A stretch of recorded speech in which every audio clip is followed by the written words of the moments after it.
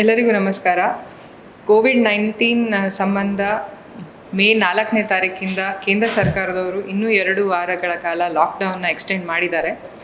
ಆದರೂ lockdown extend ಆದರೂ ಕೂಡ ಜನಸಾಮಾನ್ಯರಿಗೆ ಕೆಲವು ಸಡಿಲಿಕೆಗಳನ್ನು ಕೂಡ ಕೊಟ್ಟಿದ್ದಾರೆ. ನಮ್ಮ ಜಿಲ್ಲೆ ದಕ್ಷಿಣ ಕನ್ನಡ ಜಿಲ್ಲೆ ಈಗ ಆರೆಂಜ್ ಝೋನ್ನಲ್ಲಿ ಬರುತ್ತದೆ. ಸೊ ಆರೆಂಜ್ ಝೋನ್ನಲ್ಲಿ ಬರೋದ್ರಿಂದ ಈ ಲಾಕ್ಡೌನ್ ಸಮಯದಲ್ಲೂ ಕೂಡ ಯಾವ್ಯಾವ ರಿಲ್ಯಾಕ್ಸೇಷನ್ ಇದೆ ಅನ್ನೋದ್ರ ಒಂದು ಡೀಟೇಲ್ಡ್ ಆರ್ಡರ್ನ ಕೇಂದ್ರ ಸರ್ಕಾರದವರು ಕೊಟ್ಟಿದ್ದಾರೆ. ನಾವು ನಮ್ಮ ಜಿಲ್ಲೆಯಲ್ಲಿ ಆ ಆದೇಶದ ಪ್ರಕಾರ ಕ್ರಮ ಕೈಗೊಳ್ತಾ ಇದ್ದೀವಿ. ಅದೇ ಆದೇಶದ ಪ್ರಕಾರ ಕೆಲವು ವಿಷಯಗಳು ನಿಷಿದ್ಧವಾಗಿರುತ್ತೆ. ಅದೇನು ಅಂದರೆ ಪಬ್ಲಿಕ್ ಟ್ರಾನ್ಸ್ಪೋರ್ಟ್ ಅಂದರೆ ಬಸ್ಸಸ್ಸು, ಟ್ರೈನ್ಸ್ ಎಲ್ಲ ನಡೆಯೋದಿಲ್ಲ. ಆಮೇಲೆ ಯಾವುದೇ ರೀತಿಯಾದ ಕಾಂಗ್ರಿಗೇಷನ್ ಅಂದರೆ ಜನ ಸೇರೋ ಅಂಥ ಯಾವುದೇ ವಿಷಯ ಇದು ಅದು ಕೂಡ ನಡೆಯೋದಿಲ್ಲ. ಮತ್ತು ಮಾಲ್ಸು, ಸಿನೆಮಾಸು, ಜಿಮ್ನೇಷಿಯಮ್ಸ್ ಇರ್ಬೋದು, ಕ್ಲಬ್ಸ್ ಇರ್ಬೋದು, ಇದು ಕೂಡ ಮುಂಚೆನೂ ಕ್ಲೋಸ್ಡ್ ಇತ್ತು, ಈಗಲೂ ಕೂಡ ಕ್ಲೋಸ್ಡ್ ಇದೆ. ಏನು ಸಡಿಲಿಕೆ ಈ ಸರಿ ಕೊಟ್ಟಿದ್ದೀವಿ ಅಂದರೆ ಇಲ್ಲಿವರೆಗೆ ಬರೀ ಎಸೆನ್ಷಿಯಲ್ ಐಟಮ್ಸ್ದು ಅಂಗಡಿಗಳು ಅಂದರೆ ಗ್ರೋಸರಿ ಶಾಪ್ಸ್ ಇರ್ಬೋದು, ಫಾರ್ಮಸೀಸ್ ಇರ್ಬೋದು, ಅದು ಮಾತ್ರ ಓಪನ್ ಇತ್ತು. ಆದರೆ ಇವಾಗ ಯಾವುದೇ ಒಂದು ಸ್ಟ್ಯಾಂಡ್ ಅಲೋನ್ ಅಂಗಡಿ ಅಂದರೆ ಸಿಂಗಲ್ ಅಂಗಡಿಗಳು ಏನಿರುತ್ತೆ ಅದರಲ್ಲಿ ವ್ಯಾಪಾರ ಮಾಡೋದಕ್ಕೆ ಅವಕಾಶ ಮಾಡಿಕೊಟ್ಟಿರ್ತಾರೆ. ಆದರೆ ಮಾಲ್ಗಳು ಮತ್ತು ಈ ವಾಣಿಜ್ಯ ಸಂಕೀರ್ಣಗಳು ಅಂಥದ್ರಲ್ಲಿರೋ ಅಂಗಡಿಗಳಲ್ಲಿ ಈಗಲೂ ಕೂಡ ನಾವು ಅದನ್ನು ಕ್ಲೋಸ್ ಮಾಡಿರ್ತೀವಿ.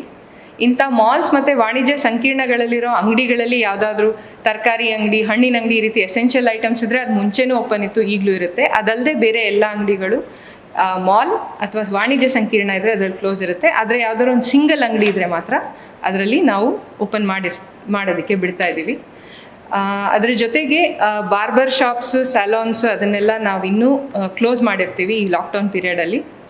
ಮತ್ತು ಯಾವುದೇ ರೀತಿಯಾದ ಬಟ್ಟೆ ಅಂಗಡಿಗಳನ್ನು ಕೂಡ ನಾವು ಕ್ಲೋಸ್ ಮಾಡೋದಕ್ಕೆ ಡಿಸಿಷನ್ ತೊಗೊಂಡಿದ್ದೀವಿ. ಈ ಲಾಕ್ಡೌನ್ ಸಮಯದಲ್ಲಿ ಎಲ್ಲ ಸಾರ್ವಜನಿಕರು ಬಹಳ ಸಹಕಾರನ ನೀಡಿದ್ದಾರೆ. ಎಲ್ಲರಿಗೂ ಇದರಿಂದ ಅನೇಕ ರೀತಿಯಾದ ತೊಂದರೆಗಳಾಗಿಲ್ಲ ಅಂತಲ್ಲ, ಆದರೂ ಒಂದು ದೊಡ್ಡ ಕಾಸ್ಗೋಸ್ಕರ ಎಲ್ಲರೂ ಕೂಡ ಸಹಕಾರ ನೀಡಿದ್ದಾರೆ. ಈ ಸಹಕಾರಕ್ಕೆ ನಾವು ಧನ್ಯವಾದ ಹೇಳ್ತಾ ಇದ್ದೀವಿ. ಇನ್ನು ಮುಂದೆ ಕೂಡ ನಾವು ಈ ಲಾಕ್ಡೌನ್ ಸಡಿಲಿಕೆ ಇದ್ದರೂ ಕೂಡ ನಮ್ಮ ಜಾಗೃತೆಯನ್ನು ನಾವು ಬಿಡೋದಕ್ಕೆ ಆಗೋದಿಲ್ಲ. ಏಕೆಂದರೆ ಈಗ ನಮ್ಮ ಹತ್ರ 9 ಆ್ಯಕ್ಟಿವ್ ಕೇಸಸ್ ಇನ್ನೂ ಇದೆ ಕೊರೋನಾದು. ಸೊ ಲಾಕ್ಡೌನ್ ರಿಲ್ಯಾಕ್ಸೇಷನ್ ಆಗೋಯ್ತು ಅಂದರೆ ಈ ರೋಗ ಹೊರಟೋಯ್ತು ಅಂತ ಅಲ್ಲ. ನಾವು ನಾರ್ಮಲ್ ಲೈಫಿಗೆ ಬರಬೇಕು ಅಂತಿದ್ರೆ ಏನೇನು ಕ್ರಮ ತಗೊಳ್ಬೇಕು ಅನ್ನೋದನ್ನು ನಾವು ಈ ಲಾಕ್ಡೌನ್ ರಿಲ್ಯಾಕ್ಸೇಷನಲ್ಲಿ ನಾವು ನೋಡ್ತಾ ಇದ್ದೀವಿ. ಇದರಲ್ಲಿ ಮುಖ್ಯವಾಗಿ ನಾನು ಏನು ಹೇಳ್ತಾ ಇದ್ದೀನಿ ಅಂದರೆ ಇವಾಗ ನಮ್ಮ ಸಮಯ ಬಂದಿರೋದು ಸೆಲ್ಫ್ ರೆಗ್ಯುಲೇಷನ್ ಅಂತ, ಮತ್ತು ನಮ್ಮ ರೆಸ್ಪಾನ್ಸಿಬಿಲಿಟಿಗಳನ್ನು ನಾವು ಫಾಲೋ ಮಾಡೋದು. ರೆಸ್ಪಾನ್ಸಿಬಿಲಿಟಿ ಅಂದರೆ 2 ರೀತಿ ಇರುತ್ತೆ. ಒಂದು ನಮ್ಮ ಪರ್ಸ್ನಲ್ ರೆಸ್ಪಾನ್ಸಿಬಿಲಿಟಿ, ಅದು ನಮ್ಮ ಮನೆಯಲ್ಲಿ ನಮ್ಮ ಒಂದು ವೈಯಕ್ತಿಕವಾದ ಜವಾಬ್ದಾರಿ. ನಾವು ಹೇಗೆ ನಮ್ಮ ಆರೋಗ್ಯನ ನೋಡ್ಕೋತೀವಿ, ನಮ್ಮ ಇಮ್ಯುನಿಟಿ ಹೇಗೆ ನಾವು ಡೆವಲಪ್ ಮಾಡ್ತೀವಿ, ಪರ್ಸನಲ್ ಹೈಜೀನ್ ಹೇಗೆ ನಾವು ನೋಡ್ಕೋತೀವಿ, ಅದೊಂದು.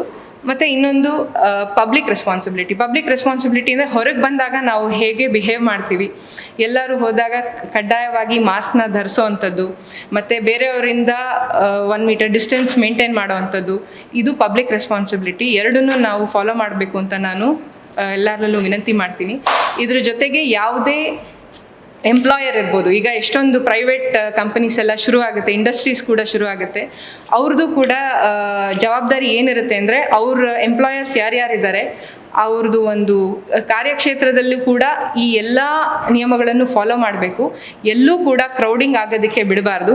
ಎಲ್ಲೇ ಕ್ರೌಡಿಂಗ್ ಆದರೂ ನಾವು ಕಟ್ಟುನಿಟ್ಟಿನ ಕ್ರಮವನ್ನು ಕೈಗೊಳ್ತೀವಿ ಅಂತ ನಾನು ಹೇಳಲಿಕ್ಕೆ ಇಷ್ಟಪಡ್ತೀನಿ. ಈ ಲಾಕ್ಡೌನ್ ರಿಲ್ಯಾಕ್ಸೇಷನ್ ಏನೇ ಇದ್ರೂ ಕೂಡ ಅದು ನಮ್ಮ ಕಂಟೈನ್ಮೆಂಟ್ ಝೋನಿಂದ ಹೊರಗೆ ಮಾತ್ರ. ಕಂಟೈನ್ಮೆಂಟ್ ಝೋನ್ ನಿಮಗೆ ತಿಳಿದಿರೋ ಹಾಗೆ ಯಾವುದೇ ಒಂದು ಪಾಸಿಟಿವ್ ಕೇಸ್ ಬಂದಿದ್ರೆ ಅದ್ರ ಸುತ್ತ ನಾವು ಇಯರ್ ಮಾರ್ಕ್ ಮಾಡಿರ್ತೀವಿ. ಅಲ್ಲಿ ಯಾವುದೇ ರೀತಿಯಾದ ಆ್ಯಕ್ಟಿವಿಟೀಸ್ ಕೂಡ ನಡೆಯಲ್ಲ. ಸೊ ಏನೇ ರಿಲ್ಯಾಕ್ಸೇಷನ್ ಇದ್ರೂ ಅದು ಕಂಟೈನ್ಮೆಂಟ್ ಝೋನ್ ಹೊರಗಡೆ ಮಾತ್ರ ಇರುತ್ತೆ.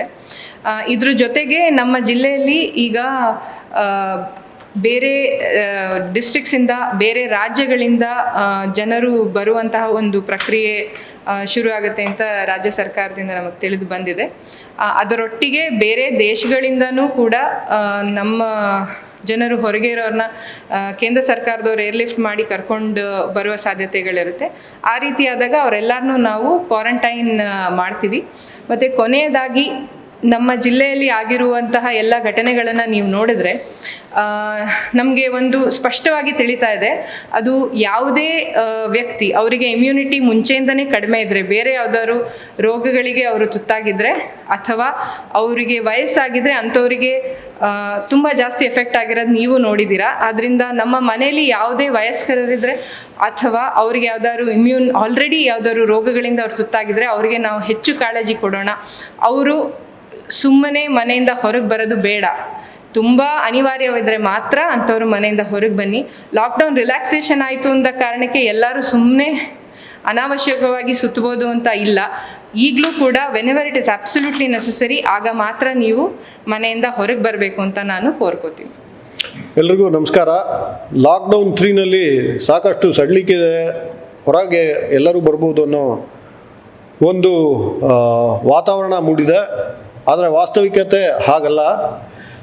ಲಾಕ್ಡೌನ್ 3 ಏನು ನಾಳೆಯಿಂದ ಜಾರಿಗೆ ಬರಲಿದೆ, ಅದರ ಮುಖ್ಯ ಆಶಯ ಏನು ಅನ್ನೋದು ನಾವು ಅರ್ಥ ಮಾಡ್ಕೊಳ್ಬೇಕಾಗ್ತದೆ. ದೇಶದ ಆರ್ಥಿಕತೆ ನಡೀಬೇಕು, ಅದು ನಿಲ್ಲಬಾರ್ದು, ಆರ್ಥಿಕ ವ್ಯವಸ್ಥೆ ಮೇಲೆ ಯಾವುದೇ ವ್ಯತಿರಿಕ್ತ ಪರಿಣಾಮ ಆಗಬಾರ್ದು ಅನ್ನೋದು ಇದರ ಮೂಲ ಆಶಯ. ಹಾಗಾಗಿ ಎಲ್ಲ ರೀತಿ ಎಲ್ಲಿ ಜನಗಳಿಗೆ ಸರಳೀಕರಣಗೊಳಿಸ್ಬೋದು ಅದನ್ನು ಒಂದು ಮನಸ್ಸಿನಲ್ಲಿ ಇಟ್ಕೊಂಡು ಕೇಂದ್ರ ಸರ್ಕಾರ, ರಾಜ್ಯ ಸರ್ಕಾರಗಳು ಈ ಹೊಸ ನಿಯಮಾವಳಿಗಳನ್ನ ರೂಪಿಸಿದೆ. ಪ್ರಮುಖವಾಗಿ ಯಾರು ಈ ಚಿಕ್ಕ ಚಿಕ್ಕ ಅಂಗಡಿಗಳು, ಸ್ಟ್ಯಾಂಡ್ ಅಲೋನ್ ಅಂಗಡಿಗಳಲ್ಲಿರೋ ಚಿಕ್ಕ ಅಂಗಡಿ ಮುಂಗಟ್ಟುಗಳನ್ನ ಹೊಂದಿರೋ ಉದ್ದಿಮೆದಾರರು ಅವರ ಒಂದು ಸ್ಟ್ಯಾಂಡ್ ಅಲೋನ್ ಶಾಪ್ನ ಓಪನ್ ಮಾಡ್ಕೊಳ್ಬೋದು. ಉಳಿದಿದ್ದೆಲ್ಲ ಏನು ಕೈಗಾರಿಕೆಗಳ ವಲಯಗಳಲ್ಲಿ ಏನು ಡಿಫೈನ್ಡ್ ಇದೆ ಆ ಆ್ಯಕ್ಟಿವಿಟಿ ಸ್ಟಾರ್ಟ್ ಆಗ್ತದೆ. ಹಾಗಾಗಿ ಪರ್ಸನಲೈಸ್ಡ್ ಟ್ರಾನ್ಸ್ಪೋರ್ಟ್ ಏನು ಕಾರ್ಗಳಲ್ಲಿ ಚಾಲಕನನ್ನು ಬಿಟ್ಟು ಕೇವಲ 2 ಪ್ರಯಾಣಿಕರು ಮಾತ್ರ ಇರಬಹುದು.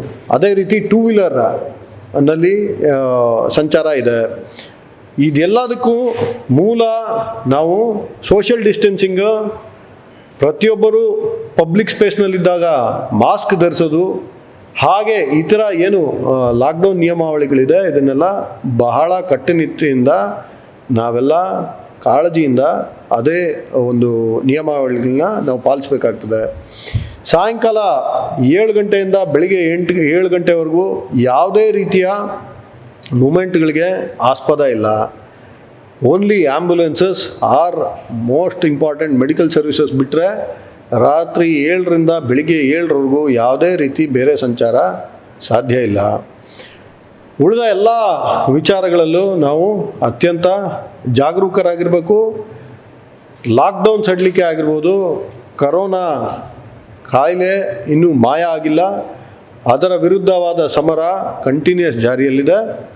ಹಾಗೆಯೇ ಹೊರ ಜಿಲ್ಲೆಯಿಂದ ಅಥವಾ ಹೊರ ರಾಜ್ಯದಿಂದ ಯಾರು ಬರ್ತಾರೆ ಅವರನ್ನು ಕ್ಯಾಟಗರೈಸೇಷನ್ಗೆ ಅನುಗುಣವಾಗಿ ಇನ್ಸ್ಟಿಟ್ಯೂಷನಲೈಸ್ಡ್ ಕ್ವಾರಂಟೈನಾ, ಹೋಮ್ ಕ್ವಾರಂಟೈನಾ, ಈ ಥರ ಜಿಲ್ಲಾಡಳಿತ ಏನು ಕ್ರಮ ಕೈಗೊಳ್ತದೆ ದಯಮಾಡಿ ಅದನ್ನು ಪಾಲಿಸಿ. ಅದೇ ರೀತಿ ಅವರ ನೆರೆಹೊರೆಯಲ್ಲಿರೋರು ಅವ್ರಿಗೆ ಸಜೆಸ್ಟ್ ಮಾಡಬೇಕು, ಅವರ ಮನೆಯವ್ರಿಗೂ ಇದನ್ನು ಕಟ್ಟುನಿಟ್ಟಾಗಿ ಪಾಲಿಸೋ ಥರ.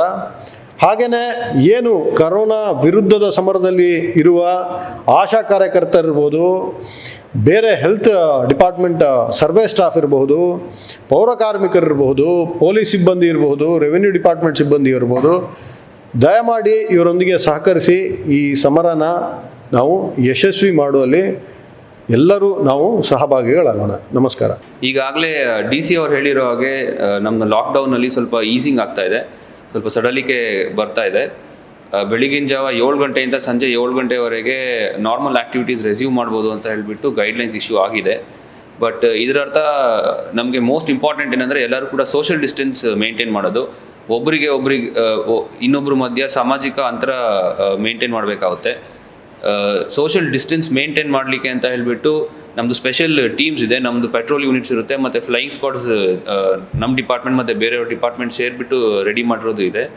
ಸೊ ಈ ಫ್ಲೈಯಿಂಗ್ ಸ್ಕ್ವಾಡ್ಸ್ ಅವ್ರು ಎಲ್ಲೆಲ್ಲಿ ಸೋಷಿಯಲ್ ಡಿಸ್ಟೆನ್ಸಿಂಗ್ ವೈಲೇಟ್ ಆಗುತ್ತೆ, ಅದು ಕಮರ್ಷಿಯಲ್ ಎಸ್ಟಾಬ್ಲಿಷ್ಮೆಂಟ್ಸ್ ಇರ್ಬೋದು ಅಥವಾ ಪ್ರೈವೇಟ್ ಎಸ್ಟಾಬ್ಲಿಷ್ಮೆಂಟ್ ಇರ್ಬೋದು ಅಥವಾ ಪಬ್ಲಿಕ್ ಎಸ್ಟಾಬ್ಲಿಷ್ಮೆಂಟೇ ಇರ್ಬೋದು, ಅದನ್ನು ರಿಪೋರ್ಟ್ ಜನರೇಟ್ ಮಾಡಿ ನಾವು ಕಂಪ್ಲೇಂಟ್ ರೇಸ್ ಮಾಡ್ತೀವಿ. ಸೊ ಯಾರ್ಯಾರು ಈ ಥರ ಅವ್ರ ಎಸ್ಟಾಬ್ಲಿಷ್ಮೆಂಟ್ಸಲ್ಲಿ ಆಗ್ತಾ ಇದೆ, ಅದೇನಾದ್ರು ಕಮರ್ಷಿಯಲ್ ಎಸ್ಟಾಬ್ಲಿಷ್ಮೆಂಟ್ಸ್ ಇದ್ದರೆ ಅವ್ರದ್ದು ಟ್ರೇಡ್ ಲೈಸೆನ್ಸ್ನ ಕ್ಯಾನ್ಸಲ್ ಮಾಡಲಿಕ್ಕೆ ನಾವು ಸ್ಟೆಪ್ಸ್ ತೊಗೋತಾ ಇದ್ದೀವಿ. ಅದೇ ರೀತಿ ಕಂಪ್ನಿಗಳು ಅಥವಾ ಫ್ಯಾಕ್ಟ್ರಿಗಳಲ್ಲಿ ಇದೇನಾದ್ರು ಕಂಡು ಬಂದರೆ ಆ ಫ್ಯಾಕ್ಟ್ರಿ ಶಟ್ ಡೌನ್ ಮಾಡಲಿಕ್ಕೆ ಕೂಡ ನಾವು ಕ್ರಮ ಕೈಗೊಳ್ತಾ ಇದ್ದೀವಿ. ಮತ್ತು ಇದನ್ನ ಬಿಟ್ಟು ನ್ಯಾಷನಲ್ ಡಿಸಾಸ್ಟರ್ ಮ್ಯಾನೇಜ್ಮೆಂಟ್ ಆ್ಯಕ್ಟ್ ಪ್ರಕಾರ ಸೆಕ್ಷನ್ 51, 52 ಮತ್ತು 55 ಅಡಿ ಯಾರ್ಯಾರು ನಾವು ಹೇಳಿರೋ ಆರ್ಡರ್ಸ್ನ ಉಲ್ಲಂಘನೆ ಮಾಡ್ತಾರೆ ಅವರಿಗೆ 1 year ಪನಿಷ್ಮೆಂಟ್ ಇದೆ. ಮತ್ತು ಯಾರ್ಯಾರು ರೂಮರ್ ಸ್ಪ್ರೆಡ್ ಮಾಡ್ತಾರೆ, ಸುಳ್ಳು ವದಂತಿ, ಅವ್ರಿಗೆ ಕೂಡ 1 year ಪನಿಷ್ಮೆಂಟ್ ಇದೆ. ಸೊ ಯಾರ್ಯಾರು ಈ ಥರ ಬೇಡದೇ ಇರೋ ಕೆಲಸಗಳಲ್ಲಿ ಕೈ ಹಾಕ್ತಾರೆ ಅವ್ರ ಮೇಲೆ ನಾವು ಬಹಳ ಸ್ಟ್ರಿಕ್ಟಾಗಿ ಆ್ಯಕ್ಷನ್ ತಗೋತೀವಿ. ಮತ್ತು ಈಗ ಆಲ್ರೆಡಿ ಹೇಳಿರೋ ಹಾಗೆ ನಮ್ದು ಇಂಟರ್ ಡಿಸ್ಟ್ರಿಕ್ಟ್ ಮತ್ತು ಇಂಟರ್ ಸ್ಟೇಟ್ ಟ್ರಾವೆಲ್ ಶುರು ಆಗ್ತಾ ಇದೆ. ಸೊ ಇಂಟರ್ ಡಿಸ್ಟ್ರಿಕ್ಟಿಗೋಸ್ಕರ ನಾವು ಆನ್ಲೈನಲ್ಲಿ ಪಾಸ್ ರೆಡಿ ಮಾಡಲಿದ್ವಿ. ಯಾರಿಗಾನೋ ಪಾಸ್ ಇಶ್ಯೂ ಮಾಡಿಸ್ಕೋಬೇಕು ಅಂದರೆ ನಮ್ಮದು ಆನ್ಲೈನ್ ಇರೋದಕ್ಕೆ ಹೋಗ್ಬಿಟ್ಟು ನಿಮ್ಮದು ಫಾರ್ಮ್ನ ಫಿಲ್ಔಟ್ ಮಾಡಿದರೆ ನಿಮಗೆ within half a day pass issue ಆಗುತ್ತೆ. ಯಾರಿಗಾರೋ ಏನಾದ್ರು ಅಸಿಸ್ಟೆನ್ಸ್ ಬೇಕು ಅಂದರೆ ನಮ್ಮದು ಪೊಲೀಸ್ ಸ್ಟೇಷನ್ಗೆ ಹೋಗಿ ಅವ್ರು ಫಾರ್ಮ್ ಫಿಲ್ ಮಾಡಲಿಕ್ಕೆ ನಿಮಗೆ ಹೆಲ್ಪ್ ಮಾಡ್ತಾರೆ. ಮತ್ತು ಏನಾದ್ರು ಸ್ಪೆಷಲ್ ಕೇಸ್ ಇದ್ದರೆ ಕೂಡ ನಮ್ಮ ಪೊಲೀಸ್ ಸ್ಟೇಷನ್ಗೆ ಹೋಗಿ ಅವ್ರು ನಮ್ಮ ನೋಟಿಸ್ಗೆ ತಂದುಬಿಟ್ಟು ನಿಮಗೆ ಹೇಗೆ ಅಸಿಸ್ಟೆನ್ಸ್ ಕೊಡಬೇಕೋ ಆ ಪ್ರಕಾರ ಅಸಿಸ್ಟೆನ್ಸ್ ಕೊಡ್ತಾರೆ. ಮತ್ತು ಯಾವುದೇ ರೀತಿಯ ಡೌಟ್ ಇರಲಿ ಅಥವಾ ಕ್ಲಾರಿಫಿಕೇಷನ್ ಬೇಕಂದರೆ ನಮ್ಮದು ಕಂಟ್ರೋಲ್ ರೂಮ್ 100ಗೆ ಡಯಲ್ ಮಾಡಿ, ಇಲ್ಲಾಂದರೆ ನಮ್ಮದು ಲೋಕಲ್ ಪೊಲೀಸ್ ಸ್ಟೇಷನ್ಗೆ ಅಪ್ರೋಚ್ ಮಾಡಿ, ಇಲ್ಲಾಂದರೆ 1077 ಕಂಟ್ರೋಲ್ ರೂಮಿಗೆ ಫೋನ್ ಮಾಡಿ ನಿಮ್ಮದು ಕ್ಲಾರಿಫಿಕೇಷನ್ನ ತೊಗೋಬೋದು. ಒಟ್ಟು ಎಲ್ಲರದು ಕೂಡ ಸಹಕಾರ ಇದ್ದರೆ ಮಾತ್ರ ನಾವು ಕೋವಿಡಿಂದ ಸಕ್ಸಸ್ಫುಲ್ಲಾಗಿ ಆಚೆ ಬರಲಿಕ್ಕೆ ಸಾಧ್ಯ. ಸೊ ದಯವಿಟ್ಟು ಕೂಡ ಎಲ್ಲರೂ ನಮ್ಮದು ಗೌರ್ಮೆಂಟ್ ಮತ್ತು ಬೇರೆ ಯಾರ್ಯಾರು ಇದರಲ್ಲಿ ತೊಡಗಿದ್ದಾರೆ ಅವರೆಲ್ಲರ ಜೊತೆ ಕೋಆಪ್ರೇಟ್ ಮಾಡಿ.